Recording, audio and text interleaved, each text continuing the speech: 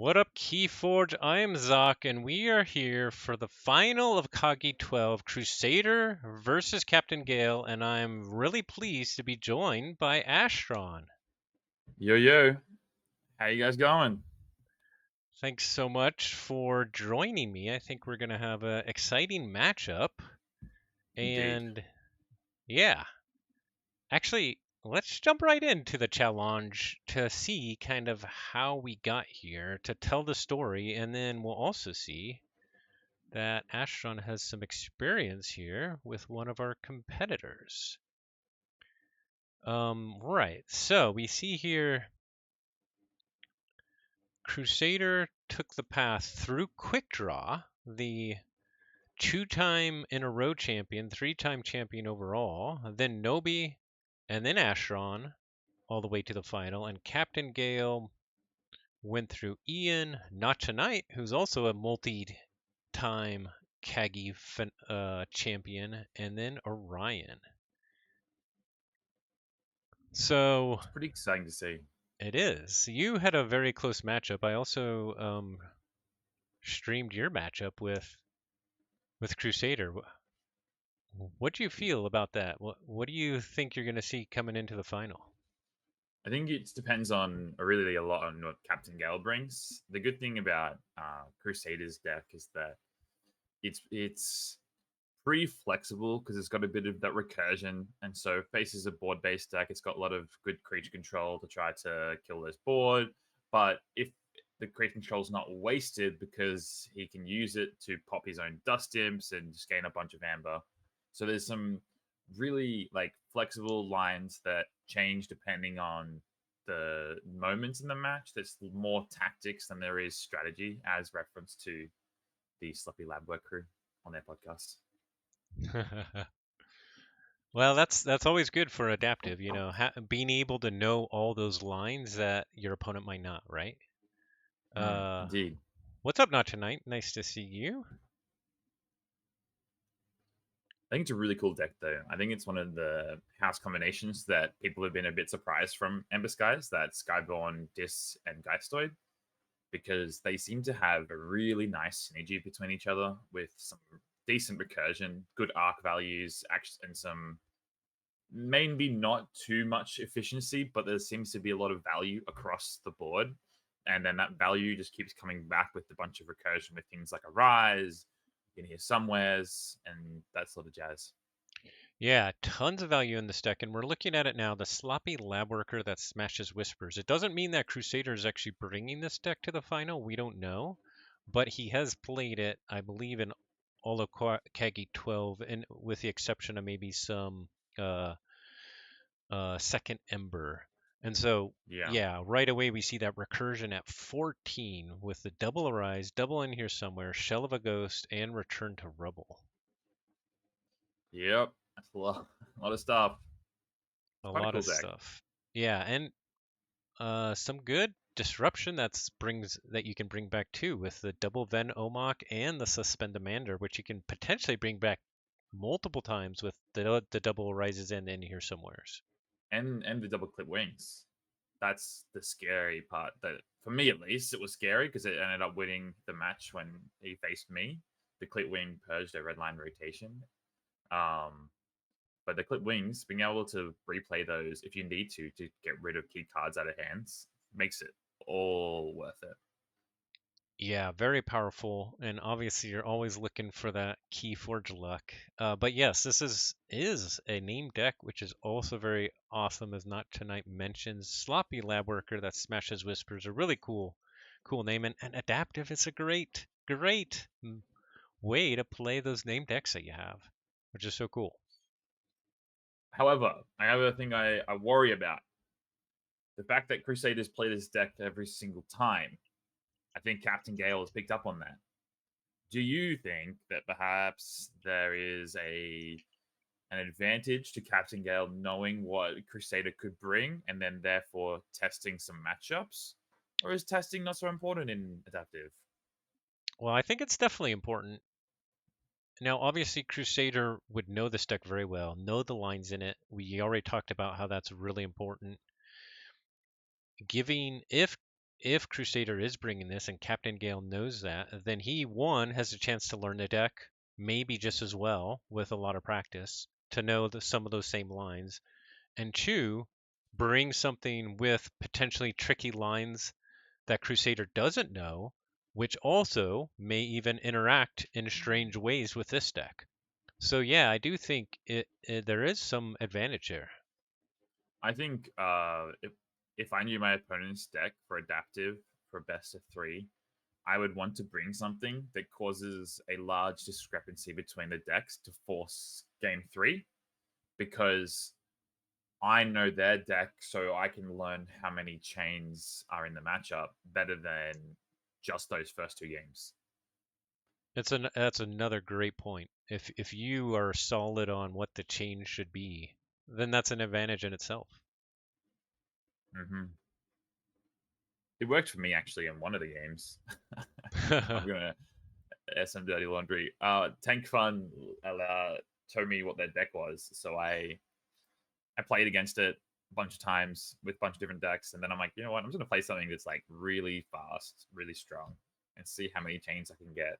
And I worked out that I was winning like 80% of the time, even with 10 chains, and then at 12 chains, it was 50% of the time. And so I was pretty comfortable going to 12 chains still, and ended up working out. Well, I mean, and there's a ton of advantage there because when you get that high, it's really hard to know, oh, do I keep going or not? That's a ton of change. It's minus 2 cards from the start. Yeah, that's a huge mental barrier. That's a huge advantage. I think so. Toon Carnage, nice to see you. Oh, you missed the music. Yeah, sorry, but I think I sent it to you, so you probably have it. Yes, and not tonight saying lots of practice games being led up to this matchup. So it's going to be really interesting to see how this plays out.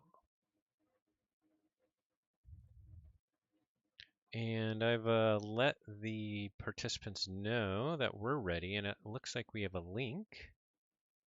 We'll see if they're ready.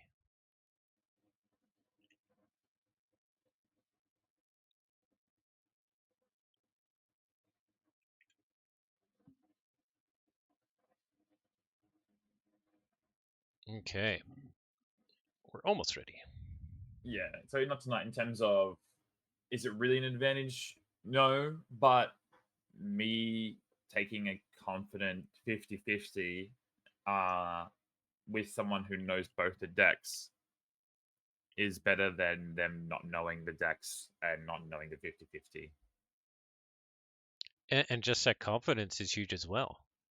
Yeah, Yeah. you play better if you're more confident instead of like second guessing the chains or second guessing some of your play, your choices.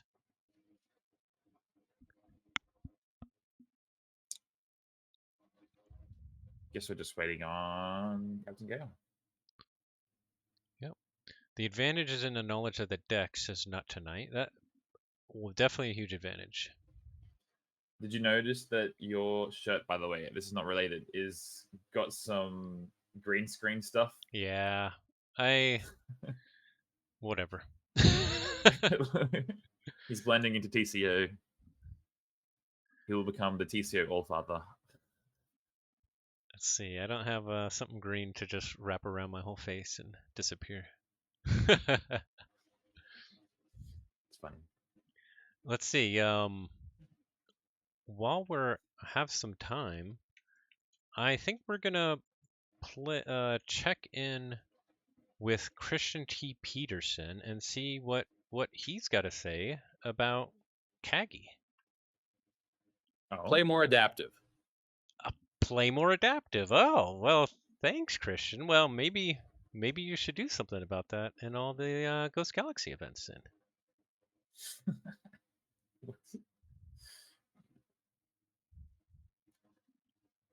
Okay. what? What Who just is happened? Galena? Maybe they're meant to spectate. But we do have CaptainGale. The pre-game shenanigans.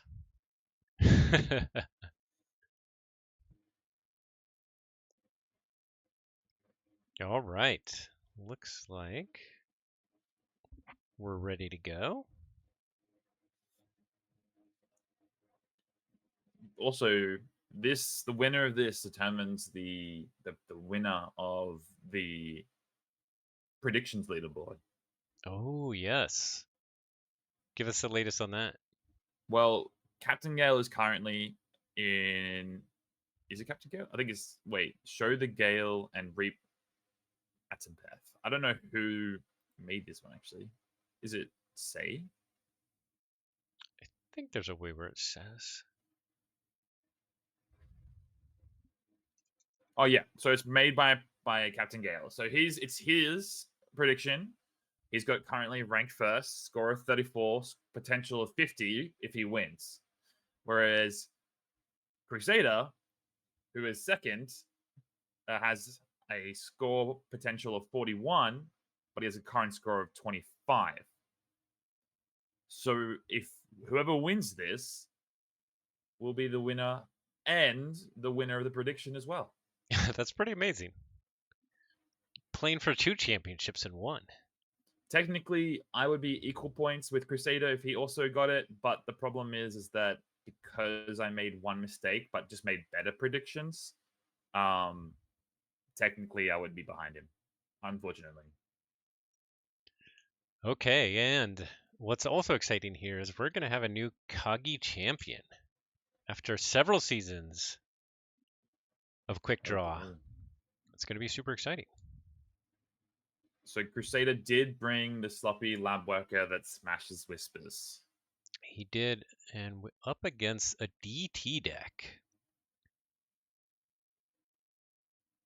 We will take a quick look. So we already talked about the sloppy lab worker. So the DT deck is the evil twin of the omnivorous curator. Saurian, Starlines, and Undamed with a ton of evil twins. Mm.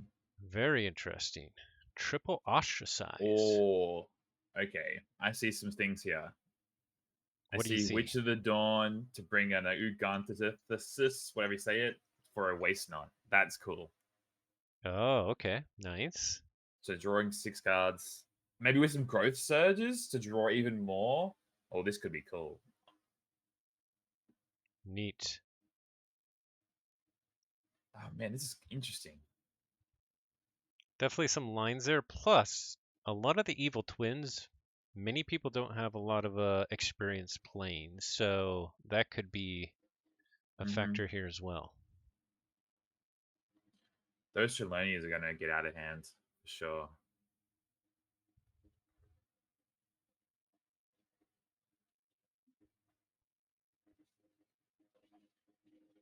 Okay, these guys, this Control, Galena Aura, and Marcus Watcher, they have to be Crusader ult, right? Probably. Oh, maybe they're his friends, as he said last time. So let's see what else we have here. The ostracize is interesting because you can purge some things that you don't want to come back with a recursion. Triple Oh yeah. there. Is there something in this matchup that we can quickly recognize?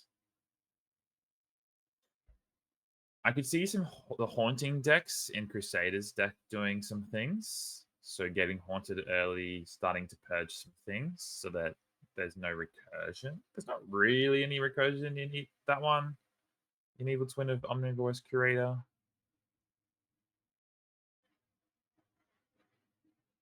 Right. Another interesting thing here is this only has one way to actually raise the tide.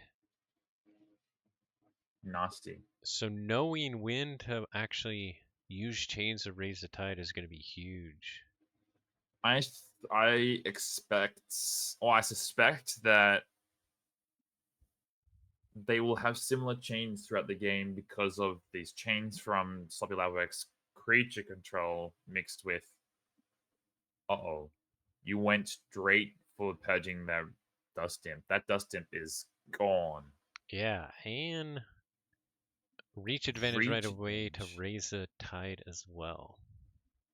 I am very surprised that Crusader went that heavy into the dust imps so quickly.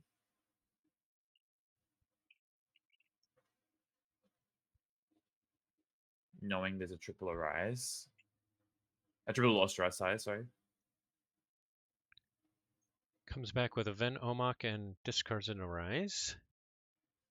Mm.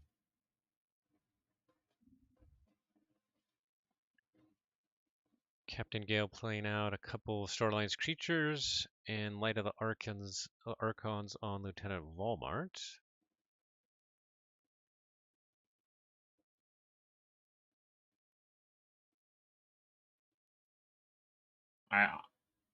The deck, from experience of playing him in the semifinals, the Dust Imp is a large part of his Amber Gen because you can bring it back and kill it with Gift of Ambers and Tales and Infinity Drops and Demonic Shelf.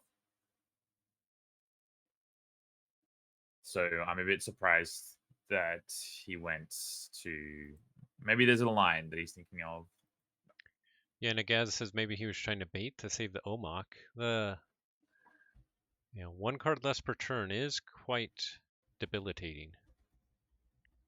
We have a Junk Restoration, and bringing back They Tell No Tales.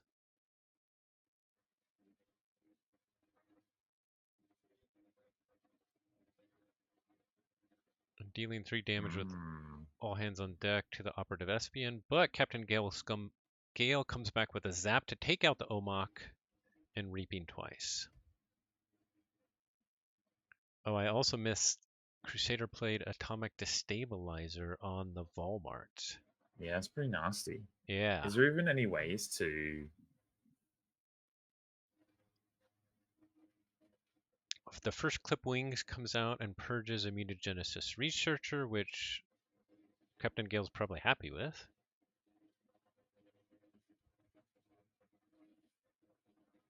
Reaper So?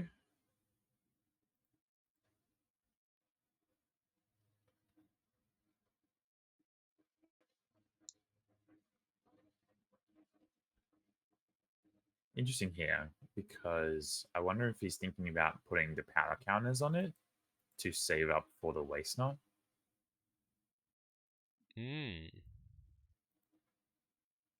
Yeah, that's a great thought.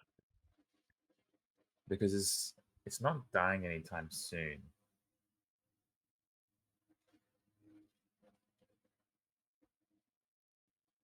There we go. Nice. You called it. Drawing 4 cards, getting up to 5 Ember.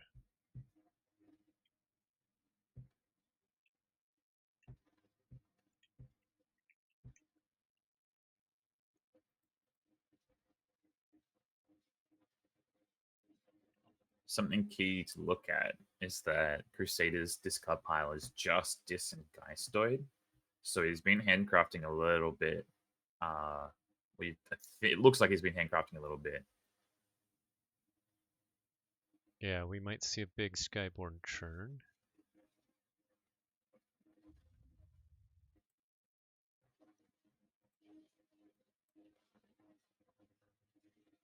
CaptainGale has been really mixed so far. This is the first time into Untamed. It seems like some of the choices that Crusaders presented has kind of forced CaptainGale to switch houses, like putting the Atomic Destabilizer onto the Lieutenant. Right.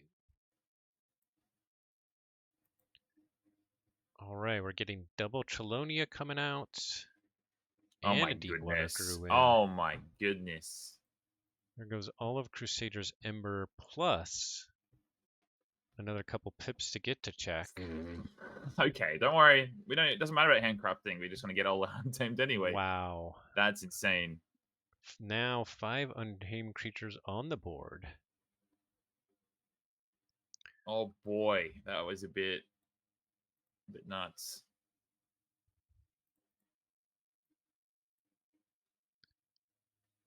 Let's see, Crusader's got to return the rubble with 1 more card in the discard.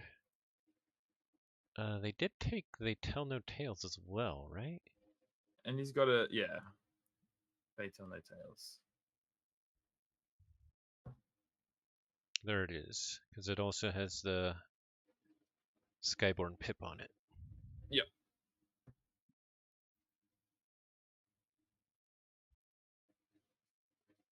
Oh, not as much Skyborn as you probably were hoping. Yeah, 4 cards with going Dis and Geistoid a whole bunch to start with. But having a nice response to that big board. But now having to live under chains for a couple turns. CaptainGale comes back, plays Operative Espeon, Make It So, and a Force Field. Doesn't choose a house correctly for the Make It So it doesn't draw any extra cards. Yeah, I mean, it's the right call to always call Starlines unless you've got some like thing like the Near Future Lens, because you're only going to draw cards for your turn anyway. Now, is all of Crusader's alts and or friends going to be more of a distraction for him? Or Yeah, is it going to help him? Hey, what's up, Fudgenator? What's up, Orion? Nice to see you. Cats and dogs. And Arias comes out to bring back both Ven Omox. A Clipwing purges Officer's Blaster. And the Ven Omox come out.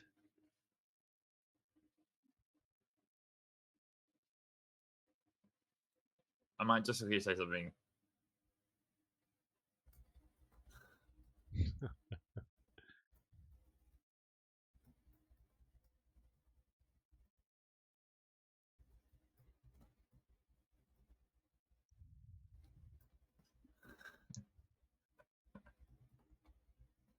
A lot of Polish pride happening in both TCO chat, and we even had one in our chat as well.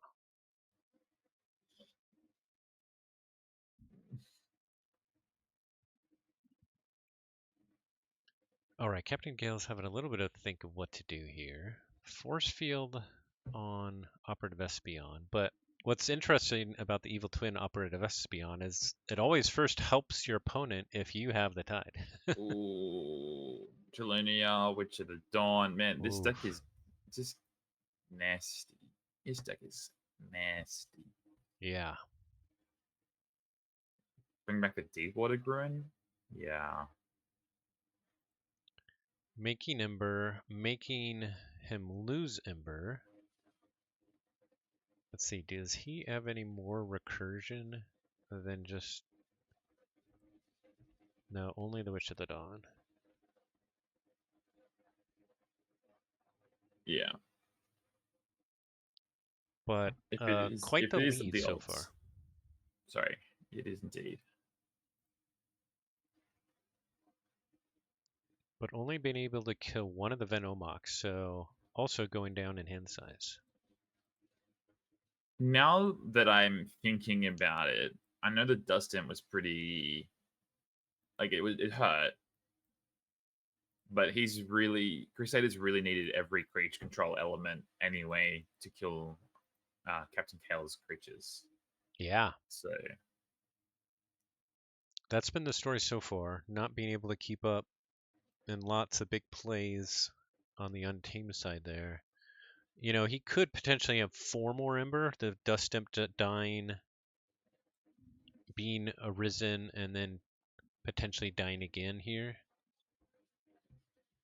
So he would be closer in the game, potentially. Haunting deck takes out the Deepwater Gruin, and Return to Rebel comes out.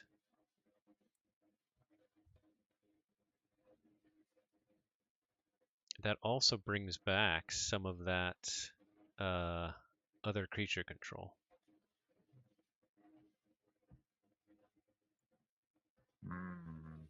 But CaptainGale comes back quickly and ostracizes the Parabite and puts some big Saurian creatures on the board and city-state interest to capture more. those ostracizes have been valuable. Yeah, that's a key card in this matchup with all the recursion.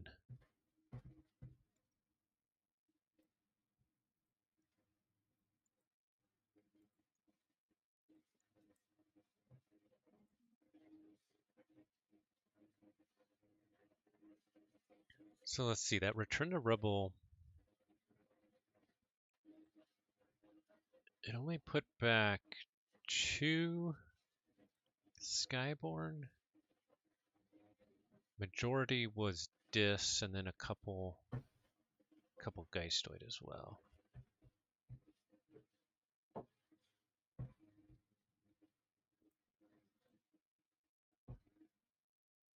It can be very stressful to lose the first game, even in the finals, even though it's KAGI. Yeah, because you know it's must-win game 2. that is a lot of pressure. And then With a you're deck, also playing the less familiar deck. Exactly.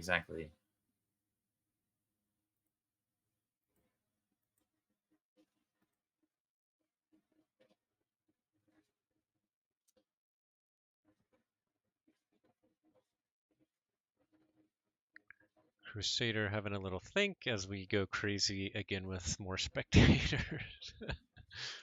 Double gift of Ember. Do we kill both the opponent's stuff? And gets to out a just suspend Amanda. Interesting. But also gets to check here. Is the third ostracize? No? Maybe? Yeah. Oh, it is. Oh my goodness. It has taken out every important card. Now he wants to decide if he wants to get to check or take out the suspend demander. And he decides to get to check. 9 spectators currently in this TCO game.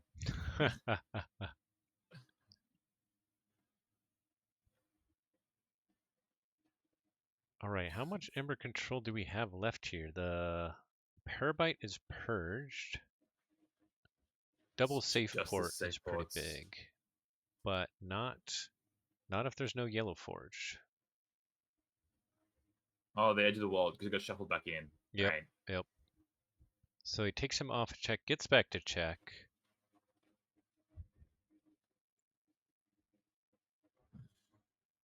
And also gets a couple creatures on the board. We still yet to see in here somewhere.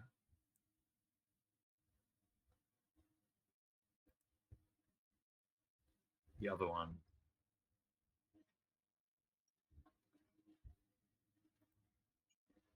Both the clipped wings are back in the deck.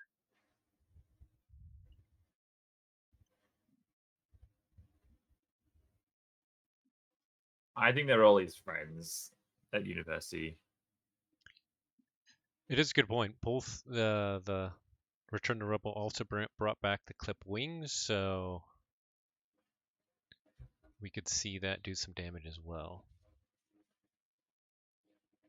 Undagnathus, making sure he doesn't have to worry about the suspend demander, getting back to check and getting a couple creatures on the board. Plus, Teresa on Undagnathus, so potentially could use it in all 3 houses. And the reshuffle of all those Chelonias. Oof.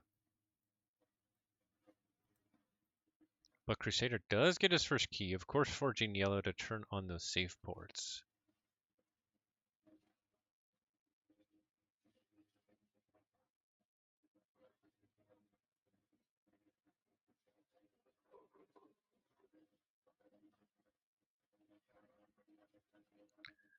Crusader goes into Geistoid and is thinking a bit. Maybe finally got to it in here somewhere. 1 is in the bin.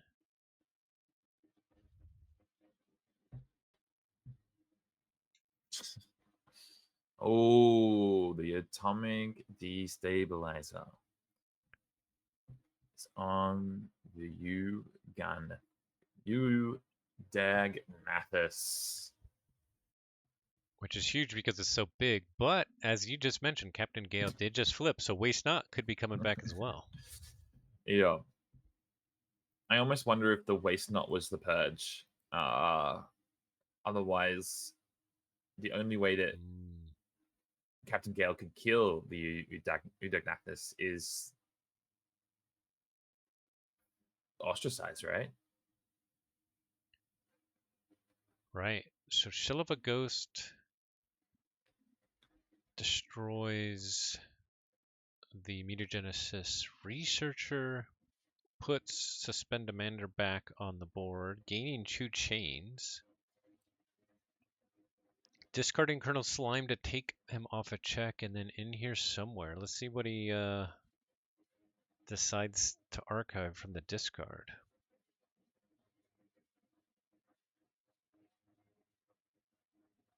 See, this point, do you archive efficiency, creature control, or amber control? Yeah, it's a tough decision here. I don't know what I would pick. Part of me wants to say to take the edge of the worlds with the Colonel Slime, but then Junk Restoration and in here somewhere are fantastic cards. Oh, definitely, definitely. All these guys connecting and disconnecting. It's just Maybe tomorrow. uh,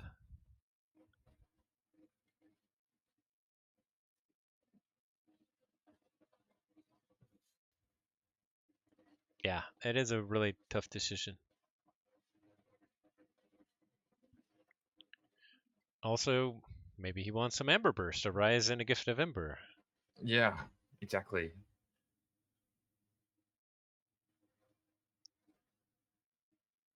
You could I fight think a this. rise is less important in this because of all the ostracize keep purging creatures. Yeah.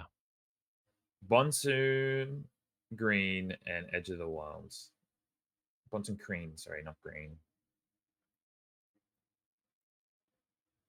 Definitely. Interesting So choice. Yeah. wanting the Ember control, obviously, and then just not wanting to have messy archives. So taking the only other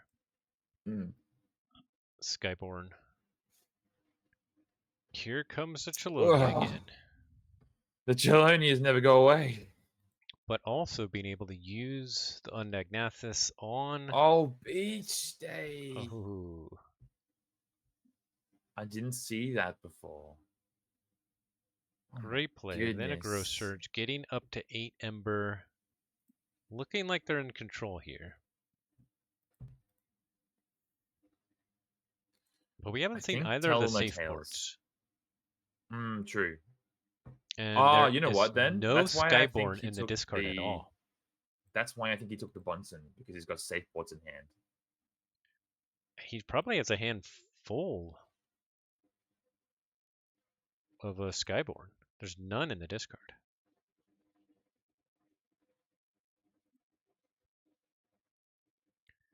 Indigo can fight. Yeah, it's a good call. That's true.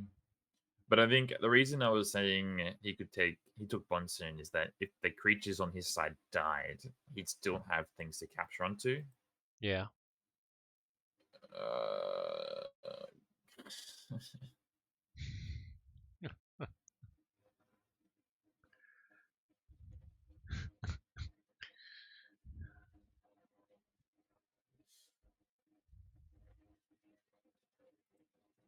Oh, this? Interesting. Okay. Demonic Shelf. That's what he wanted earlier. Although the Mollymox, we've seen that several times. Clip Wings, Purging Sensor Philo at random.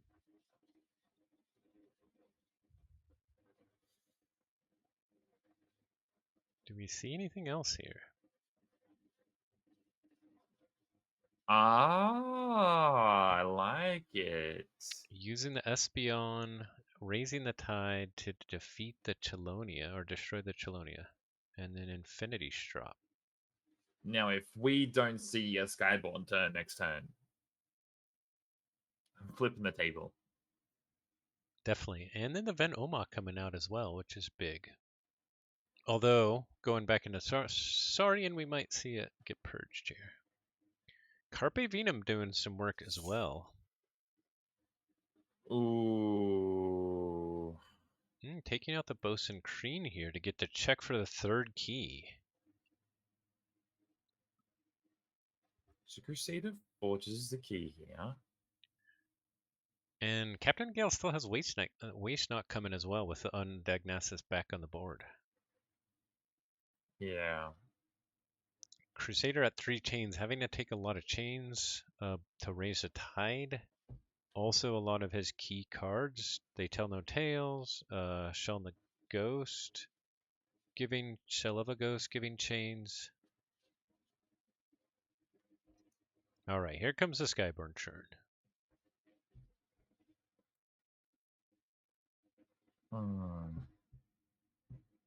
Getting that blue forge is actually pretty key with the indigo, potentially.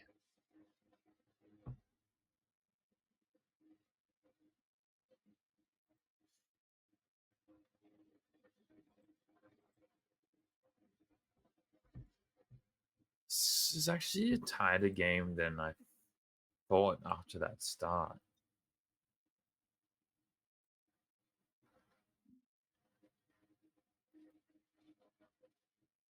There is the Cornic and Octavia. We're kind of hoping for... He drew 1 lesson in the Van Omak. Yeah.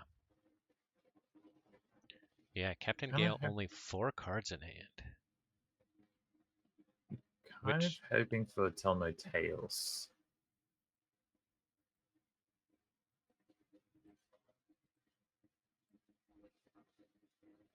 Oh, there it comes. Takes out Saurian.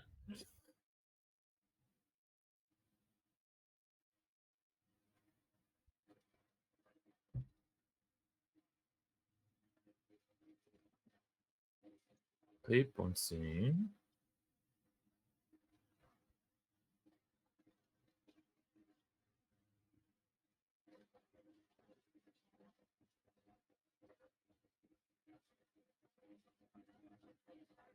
The problem with the safe ports here is whatever he captures onto could just be purged.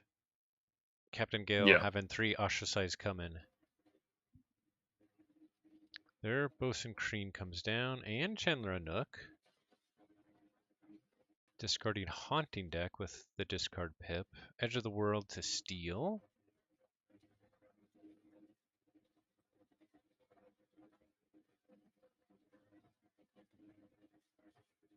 Skulking Saboteurs comes down.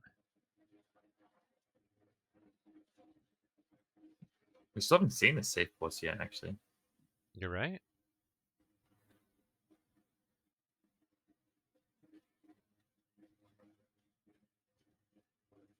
Oh. Oh no. Wait, what just happened? Oh, the Because Exalt. yes, the Exalt. The Diplomacy. Surely the safe port.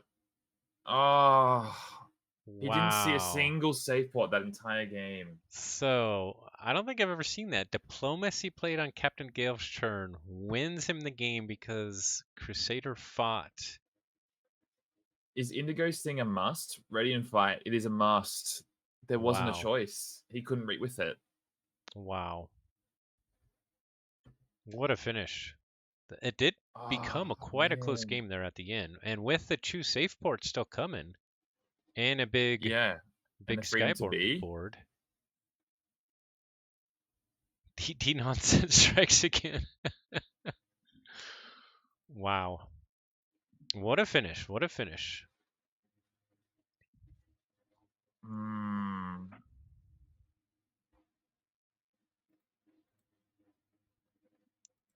See. Both safe ports in bottom 2. Are they? Maybe it's just been drawn. We don't know. They had no cards. We don't need Yeah. to save logs, but sure. I'm gonna ask.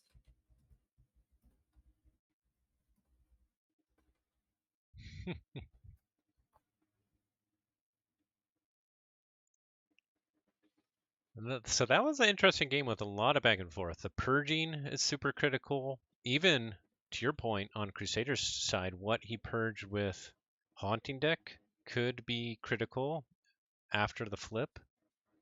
Lots of interplay there. The second game could go either way. We're supposed to wait out, reap out, and forge for 8. assuming, yeah, I think that was the plan. I think they could have done it too. It depended on certain cards coming. So like 4 card hand, could Captain Gale could have had things like He definitely. ostracizers wouldn't have worked.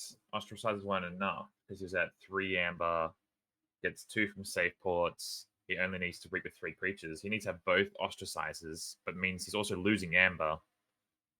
But the ostracize also takes away a reap potentially. Yeah. So he needs at least 2 ostracizers if he wants to go Saurians to stop the key cheat. But that's also assuming that he didn't have the upgrade as well. So he needs to have all 3 just in case. But so he would have gone into a different house. Probably needed at most needed the Valmont or the Chelonius. Right.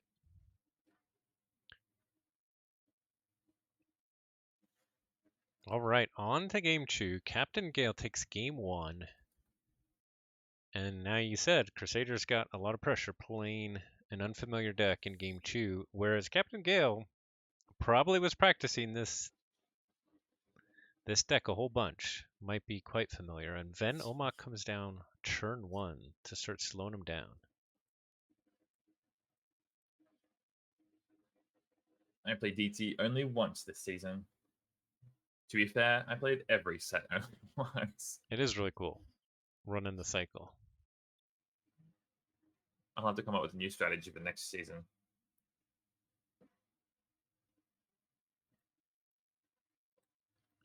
Crusader with a strong 4-card start. Operative Espeon times choose Zap and make it so. The Zap taking out the Ven Omok. CaptainGale stealing back with Oh, Edge of the gets rid of World. the clipped wings. Wow. He must have some. Oh my goodness. There's the safe ports. So in that case, would you instead get rid of a safe port or even a creature and save the clip wings? Is the disruption, random disruption, that important? Mm, I think because of this recursion, not so much. Yeah, and I'm guessing CaptainGale just thinks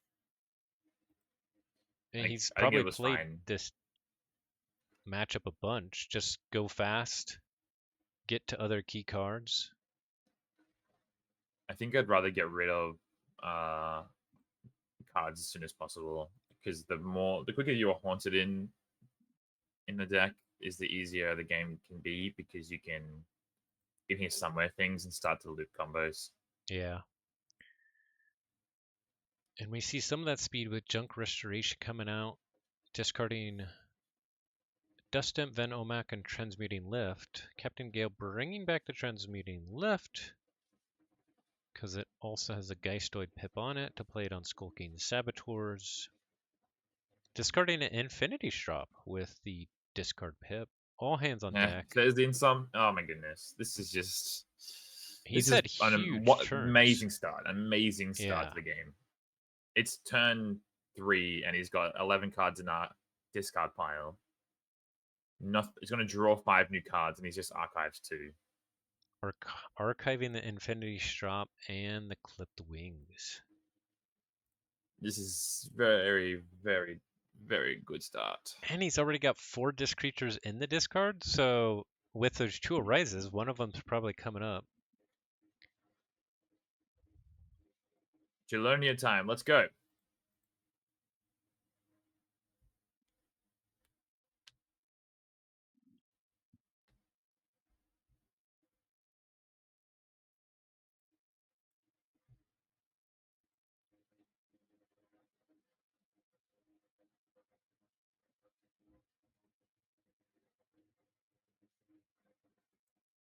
My goodness. All right, he does go untamed. Let's see what we got. Raises a tide.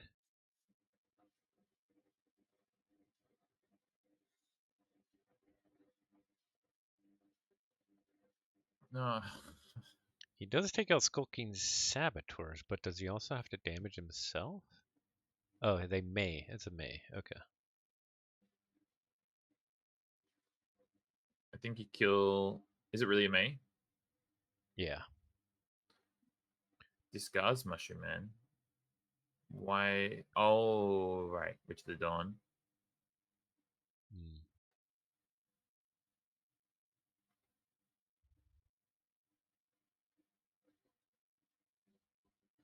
Does he have the Waste Knot? No. But taking him off a check. But here comes the Dis. And we know Infinity Strop's in hand already, so that one Cheloni is gone. And the These Arise are in hand. Rise. Oh my goodness. What the heck? Of course, there's two Arises. Like, it's Yeah, obviously was going to draw one of them. yeah. That's just so quick. What are you supposed to do? Man, A I'd love to huge play this draw. DT deck myself. Oh, he also has They Tell No Tales. Using that to take out the Untamed. Clipwings purges Force Field.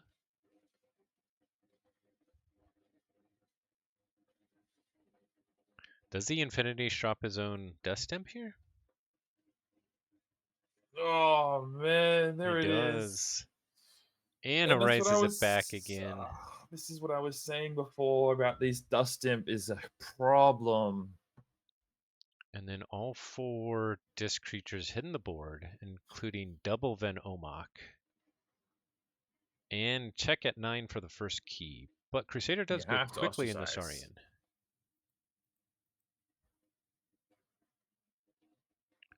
Undagnathus coming down. Cornicent Octavia fighting Ven Omok. The second one. Oh, this. He's thinking Arise, but he already used them both that turn. Maybe that's what he was thinking. I'm not sure. No Ostracize, but it was kind of later than he wanted anyway, since the Rising action had happened. I don't think I can understand what you mean with there's probably an argument for holding the strop, but the fact that there's still uh Return to Rubble. No, it's not. It's an error, isn't it? No, yeah, Return to Rubble and They Tell No Tales. Oh no, that one's gone. So Return to Rubble and Shell the Ghost. There's a lot of creature control on that deck. Yeah. Now he can have some disruption by Oh, fighting into the elusive Operative Espeon. What's he going to pick here for what actions cannot be played? He's already up to 5 Ember. it's either Untamed or yeah, Untamed. Because there's no actions in Star Alliance. And a Gift of Ember. Oh, Probably hitting the Dust Imp and the Undagnathus here is my guess. oh my gosh. But easily then getting the check for his second key. Hitting the Espeon. Doesn't want to give a chance.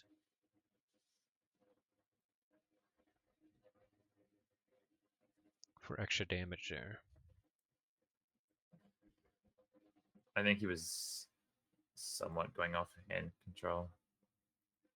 Getting the Ostracize a turn late, going back into Saurian to fight off the Ven Omok and purging the Suspend Demander. But CaptainGale at 2 keys and 3 Ember, getting a second key. Ready for this in here somewhere into Return to Rubble to get all this disc back. Oh my goodness. It might be a 2-0. It's definitely looking at it. In here somewhere for They Tell No Tales and Edge of the World, and then just discarding Atomic Destabilizer. Oh. Oh, I wish Return to Rubble was there because there was 9 discards in a row. So he's kind of telegraphing he's going into Skyborn next, probably. Crusader just comes back with double Growth Surge, but does get to check for the first key. But CaptainGale going Skyborn, we already know he's got that steal. Takes him off a check. Rosa Sharon coming out. Indigo Halyard. Bosun Crean. I think he's about to do a walk off. Oh, are we gonna see it? Not this turn. No, not now, but they got reap 3 times. Yeah. But Crusader comes back with a tiny little bit of Aember control. Chelonia and Mollymock. Oh, is this it? Skyborn. Do we see the walk-off? Discarding Buck's Bastion to Exalt. Chelonia. They Tell No Tales No comes tails, out. reaps, And we're gonna see it. Reaps, and freedom to be. No. No. Oh, okay. There's still some at life 9. in this game. Check at 9. Crusader goes Saurian. I don't think there's anything in Saurian. Oh, there's the reach advantage. The city state and the reach advantage. Discards Diplomacy. I guess played it out of order. Ostracize, and that's game. A choose zero victory for CaptainGale. What a fast start. My goodness. Well done to CaptainGale for winning the season 12 of KAGI. Entering the Hall of Champions of KAGI. Congratulations. A much different feel for that game. CaptainGale says, I did test this matchup a decent bit, and you got absolutely robbed game 1.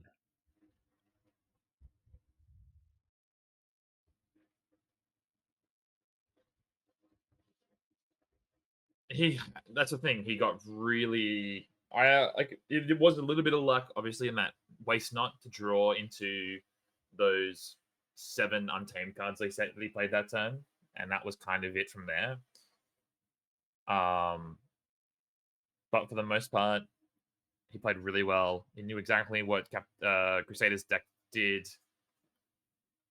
It kind of tells you that in KAGI, the knowledge is huge. Knowledge is power, definitely. Well, that's quicker than I thought it was going to be. Let's see. Did you want to see if we can get them in for an interview? Do you have time? I got time. I got lots of time.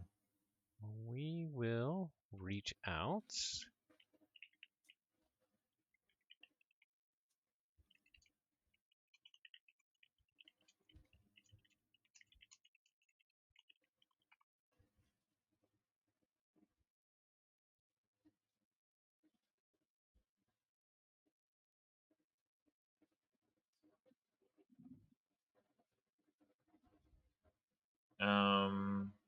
CaptainGale says, I think Curator has about a 20 to 30% win rate unchained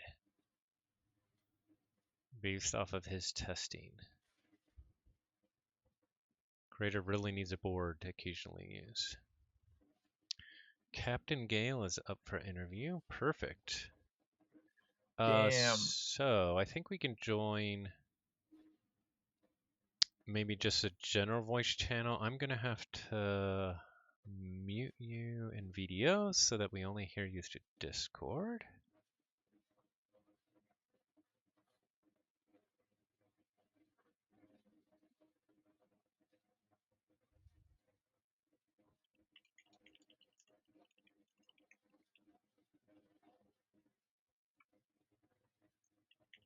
Must be pretty late for both of them. Yeah. Maybe almost 11 or ish. Okay, tell me when you're ready to go to the general channel. Is it like a Discord channel or yes, Discord channel in KAGI. I'm good. I can go there now.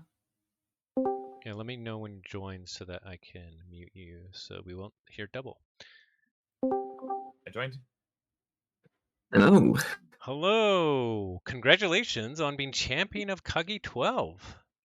Thank you. Yeah, it's great.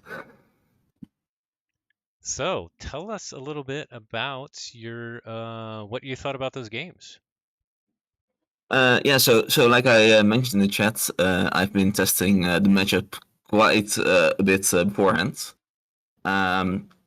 And the first 2 games, when I wasn't very familiar with Lab Worker yet, I think Curator won once very decisive, once very closely, and the rest think I had maybe one win that was Unchained. So yeah, the matchup was very much in favor of Lab Worker. But I had some great. The secret to winning with Curator is having very strong Untamed turns.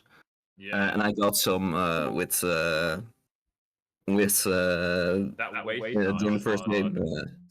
That waste not on the Starlands card. It's one to stabilize. How many untamed cards were drawn off that waste not? Because it felt like it drew. Yeah, it was quite a few. I drew 4 cards. I think 3 of them were untamed. I was debating for a little bit if I should. I also had the Mushroom Man in hand at that point. And I was debating should I play the Mushroom Man and sack that? Because if I draw the Witch of the Dawn, it becomes much better because then I can use the Witch of the Dawn to sack the Coronation Octavia. But even though I did draw it at that point, I think it was correct play to waste not the one with the stabilizer on it. So you said to Crusader you felt like he got robbed in that first match. What were some of the key things? Obviously, you were able to draw into those big untamed turns. Was that the key? Or what else do you think was key in that first game? Also, I think another thing is that the Dust Imp got purged right away, and usually Lab Worker is able to get some value out of it at least. And he also got extremely unlucky with the purchase from the Clit Wings. I don't know the first one. It hit an important card. But the second one, I had 3 Saurian that I was going to play next turn, and 2 Untamed that I wanted to play later. And then he exactly hit the Starlines card that I didn't want at all. So yeah, the Clit Wings can be extremely strong. If he had hit the Witch of the Dawn, I would have been in very much trouble. But yeah, he got very unlucky with those. Excellent. Yo. Yeah, go ahead. What's up? Oh, what's up, Crusader? Hello. Hello. Let me see if I can raise your sound level here. Yeah, I can. So you can hear me well, I suppose. After using some Discord sliders, yeah. So Crusader, congratulations on a great season, getting to the final. Thank you, thank you. What were your thoughts? In general, or of the final? I think that I got. I wouldn't say I got lucky to get into the final, but it was like each round was more and more amazing for me to climb. I want to thank all of my friends who were supporting me during the season. Gale, congratulations for the win. Thank you. Yeah. So, what did I think about the finals? I think it was to be expected. I think it was truly a repetition difference between me and Gale. I am amazed how did you pilot it so well. I mean, I wasn't expecting Dark Tidings to show up. Really? Yeah, I thought you would bring Grim Reminders. Okay, no, Dark Tidings. I saw the last question in the chat. Why did I pick this deck? This is my favorite deck ever, so I thought it was fitting to play it in the finals. Yeah, it's really fitting. I stuck to my deck. It earned me this much, so I had to play it in the finals. Yeah, and that's also you got very far with it, so that's you definitely knew it very well, and you said that I part of my win is to be attributed to repetitions, but I think in the first 2 games that probably generally shouldn't play too much of a factor, just because the lab worker is pretty heavily favored. So even if you wouldn't play my deck perfectly, I think you probably expect to lose with curator anyway. Yeah. I was expecting to go to game 3. You would certainly either pick something that's quite stronger than my deck to like beat me and get to game 3, or something like that. But I want to commentate a little bit about my plays. So first of all, I shouldn't have played. I think I shouldn't have played Dust Imp on turn 1. I mean, I was just pretty gutsy with it. I thought you wouldn't have it. That's And I usually, do have 3 of them, but yeah. yeah, you do You have need to get a 3 of pip them, yes. first and then ostracize. And I'm pretty sure there's only 2 pips in that house. No, there's quite a few. Quite a few. The Cornish and Octavia is also Ember enhanced. So Okay. that's one more. There you go. That's what I was missing. And yeah, the diplomacy play was really a trap from you. That was a great play. I mean, yeah. I really only played it for the Ember icon, but I, I wasn't thinking he's going to mess up, and I'm going to win with exactly 6 Ember. That's yeah, it just kind of happenstance. But Well, it did stop the reap because the Indigo stop the actually reap, says it's a forced fight. It's not a yeah, team. I read the card. I read the Indigo just to see whether it's a mandatory effect or not. And yeah, and then I fought with a creature. And then I like recall that this is a before trigger, so it would go on onto my creature, and when dying, it would give you back the ember. So yeah. yeah, It's- this is how, how this card is supposed to work.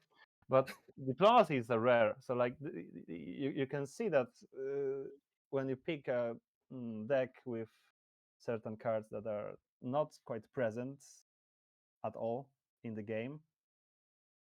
Come on, how yeah, many diplomacy have you seen during your games? I can honestly say that this is the first time that diplomacy has won me a game. Well, it certainly did win an important game this Yeah. time. Yeah. So wait. So I've got a question for you. What was your hand during my, I don't know, clipped wings turns? Because I Um, was like, I had Witch of the Dawn. I had Witch of the Dawn during the first big untamed turn, but I wanted to hold it to either draw into Beach Day or into more Colonias, or to recur the Gruen from the graveyard or from discard. I think the other one was Grove Search or Colonia. And then I had the 3 Sargon cards that I played. And I think it was like Sense Philo, Carpinum, something else. I see. How many chains would you bid in game 3? That's tricky. Because Sloppy Lab Worker kind of picks up chains along the game. Yes. So the difference between 3 chains and 6 chains is very small for Lab Worker. At the start of today, I was thinking like 4 or 5 is my max. But now I'm thinking, after a few more test games in the evening, I was thinking like 6. Yeah, probably around 6 for a Lab Worker. Lab Worker can play fairly comfortably with like 5 cards because of all of the discard peeps. Yeah, it's basically, if you get Lab Worker in the first game, you expect to play on 5 cards the entire game. Yeah, basically, because the board wipes give you chains. So Yeah. each board wipe you go to 5 cards. Yeah, so I wouldn't go past 6 as well. I mean, I would try to get to play my deck at any cost, I suppose. Because that's the thing. I wouldn't know how to pilot your deck, and I'm gonna blame a little bit my draw Yeah, deck. no, that's I just couldn't craft into a good untamed turn. yeah, And but but that's the problem with curator in this matchup. You very often get just kind of stuck on very awkward hands. Like you can like, okay, I'm going to play 3 Starlight creatures and then they die by a board wipe next turn. So yeah, it's tough. We have a question from the chat for both of you from Fudginator. Did your approach to the competition change from the pod phase to the top cut? Um, I'll go first, I guess. A little bit. I was a little bit more casual in the pot phase, and I thought a little bit longer about which decks to play. Also, I practiced some matchups. Today is the first time it mattered.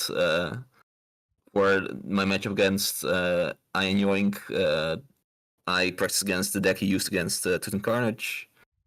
And against Orion, I practiced against his 1 AOA Mars deck that he likes a lot, just in case he decided to bring it. What about you, Crusader? what was the question again? Did you change your approach from pod phase to top cut? I mean, obviously you took the same deck, but any difference in how you're kind of approaching the games? To be fair, each game I took it like I think Sloppy Lab Worker is quite a flexible deck, so I could like change my approach on the go. Definitely tried to not to get stuck with like not to tunnel vision onto things. Like sometimes you gotta just build up the board and rip out with it. Sometimes you just gotta pray. You hit the dice roll and top deck the key cheat, which happened in the group phase. Did I change the approach? No. I just thought I need to stand firmly with my thoughts and stay focused throughout the games. So And why Sloppy Lab Work? why Sloppy Lab Worker? Yeah, why? What was the choice behind picking that deck at the beginning of the season and going, I'm going to play this for the rest of the season? So like I picked it game 1, right? And then the second game, and then the third game. So I had success with this deck. I think I've lost a single game. I mean, a single round of the group phase with it. And like my team really likes this league, so I thought I had to like represent them, and it is a nice deck. And oh yeah, so you asked me if I change my approach to this deck or like to my game plan or gameplay, and I've kind of noticed that people were doing mistakes with this deck, the mistakes which then I could like capitalize upon. And well, I wasn't expecting to end up the group phase like I didn't expect to get out of the group on the first place. So I ended up like 4-1, and 3 of my matches were 2-0s. So you mentioned people making mistakes. And also in my test games, the first games went significantly better for curator than the rest. But I'm not really sure what I consciously changed. So what were the mistakes you noticed people make with the deck? I would say that they hold onto a rise. They Yeah. tunnel vision onto the in here somewhere loop, which doesn't really there isn't much in Geist to it which you Yeah. what you bring back. There is so many other value cards, especially They Tell No Tales, which is a board wipe in 2 houses. Yeah. Oh, that one is great. Yeah. And oh yeah, and I also noticed how Suspendamander is very good with another house enhancement, especially Skyborn, because I want to build up this big Skyborn board, so I can play a Rise, play it out, and then use it the turn after in Skyborn Tour. I've noticed how Clipped Wings plays out paired with Venomox and some chains on my opponents, so it easily can drive them down to like 3 cards in hand. So like this pick was like random. I thought, yeah, this is my personalized deck. I'm gonna play with it because it's cool. It has a cool name, and that's most likely it. This is like the first time it like has seen the light of a day. I haven't played it much anywhere else. It had like one game on TCO. So I was learning the deck during the season. Awesome. And so you were thinking also that you had the idea of switching. The deck that you were switching to, could you please remind me what the deck you could have switched to? Not because to make you feel bad. I'm just wanting to know what the deck's called. So like the other pick I was considering was my signature deck, Nightsayer Baku.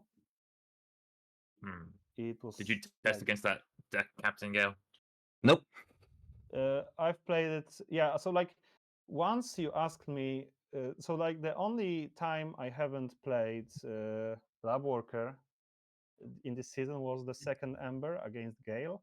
Yeah. I was like, no, I cannot play Lab Worker into you because I will meet you in the finals most likely. So I don't want to show you how I pilot the deck. Oh yeah, no, of course. So I played Nightsayer Baku, which was my deck, which triggered my triple mimicry deck hype and a period of time where I was collecting all of these triple mimicry decks. You didn't play triple mimicry deck, did you? It was some World Collide deck. Against you in second Aember or what? Yeah, with like the legacy. AOI. It was AOA. No. What? It had the Crusaders. Like we played with legacy cards. Oh wait, yeah. Yeah. Well, oh yeah. So when did I play Baku? I don't remember. Hang on. Yeah, I played totally something else against you. Yeah, I remember now. Okay, so like I had a Mandela effect in my head. So okay, I played.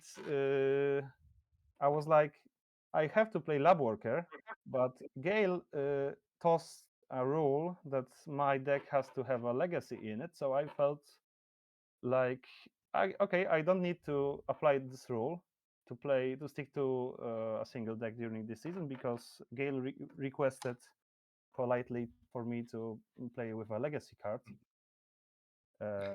So yeah, sorry for confusion. But the deck I was considering switching into was Nightsayer Baku. So CaptainGale, you said this deck that you brought was your favorite deck. How did you discover this deck, and what made it your favorite? So it was at the time when my collection was a little bit smaller, and Dark Tidings had just come out. I had opened 2 separate decks so far, which one of them I enjoyed.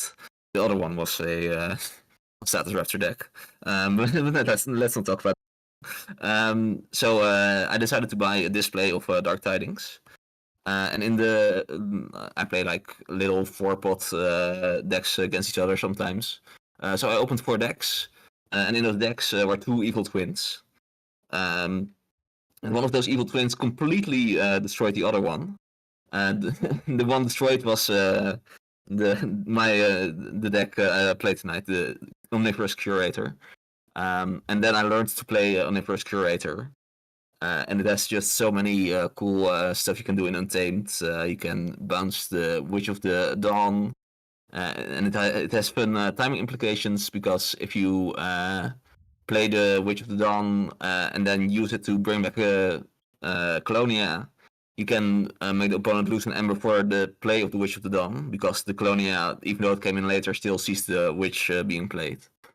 And yeah, it just has a lot of fun little tricks. The Teresa is also great. You can sometimes Voltron a creature. And yeah, I played it at KFC 2022. Not to great success. It's it's not the greatest Arkham deck, but yeah, just a lot of cool stuff. And it's an evil twin, of course. So some rare cards that you don't see a lot of other places. And also the push and pull with the Colonias and Espions is very cool, because playing Espions can really shoot yourself in the foot. If you have 3 Espions and you play 3 Colonias, your opponent can raise the tide and kill all your Colonias. But you have some power increasers to prevent that. So yeah, lots of intricate nuances that made me love the deck. Awesome. Well, do you either of you have anything else that you want to tell the audience?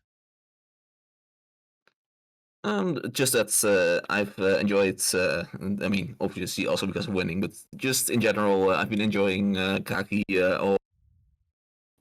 If you're watching the stream and not yet participating in the league, consider joining season 13. It's a lot of fun, and I'll certainly be there. So come take my title. Aember adaptive. Come take my time. Love it. CTP agrees. Awesome. So, like, Well, yeah, go ahead. I was just gonna say, I reckon I set a challenge for you next season to use the random Archon thing. What's it called? The random access Random- archive. Random access Guys, yeah. Just to select your decks each week. And so with second Ember against Crusader, he said, like, I don't know which deck to play, so I just randomly said play a deck with a legacy. And I also played the deck with a legacy, and I enjoyed that a lot. So I was considering doing that, just giving the opponent the opportunity to set a restriction for my deck choice. But I do like getting to choose some of my favorite decks, so I'm not sure I'm going to use the random access archives. Yeah, and that's what adaptive is awesome for, being able to pick the decks that you love to play, even if they're not Archon worthy, and have a lot of fun with them.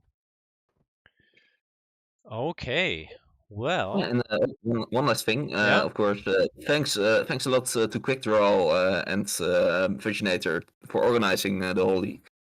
It's been a great success again, and yeah, thanks for all the work you put in. yes, huge shout out to I agree. Fudginator and QuickDraw for all the work they do. KAGI keeps growing. It's amazing. Sorry, Crusader, go ahead. No, I said that I agree with Gale. Awesome. Well, thank you so much for coming on for this interview. Congratulations to both of you for an amazing season. Congratulations, CaptainGale, for being the champion of KAGI 12. What a great match. We had a crazy Keyforge play at the end of game 1 with a diplomacy, and got to see 2 quite different kind of flows of the game. So a lot to enjoy there. Thank you guys for casting Yes. and for streaming. Yes, Yeah. absolutely. And thank you, Astron, for joining me to commentate. Thanks for letting me join.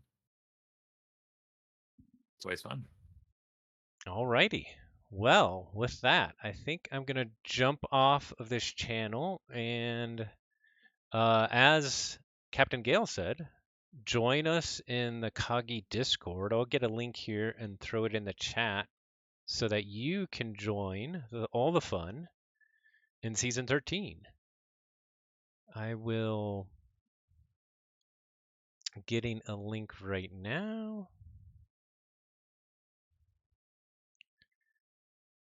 And as you may have heard from CaptainGale and Crusader, a lot of fun to be had in Second Ember as well. So there's a link in the chat. I'm still So- accepting all challenges. I'm still accepting all challenges. Come on, fight me. I don't think I actually played a single one. And that's the beauty of it. You can do what you need. We all have different time available. Yeah, it's Keyforge. Congrats on Okay. your prediction too, by the way, Yeah. Captain Gale. The most important part. Yeah, we No, skipped the I lead. forgot about it. Oh The god. winner of the prediction, CaptainGale. Yes. Yeah, I forgot it was the battle for everything. Prediction, yeah. No. Yeah, I Always went second from place. possibly second place to third place. What is Yeah, this? wait, am I second or not? No, you're Yeah, fourth. you'll say. Oh, let me What? check. Oh, no, No. you're fourth. No, wait. No, you're third. Astron is fourth. Yeah. Who's Oh, the sorry, second? went from Who's second? second Who's place to second? fourth place. I had a clear favorite in this event. So, join all this fun. All right. Thanks, everybody. We're signing off here, and we'll see you next time. And as always, forge responsibly. Thanks, y'all. See you later.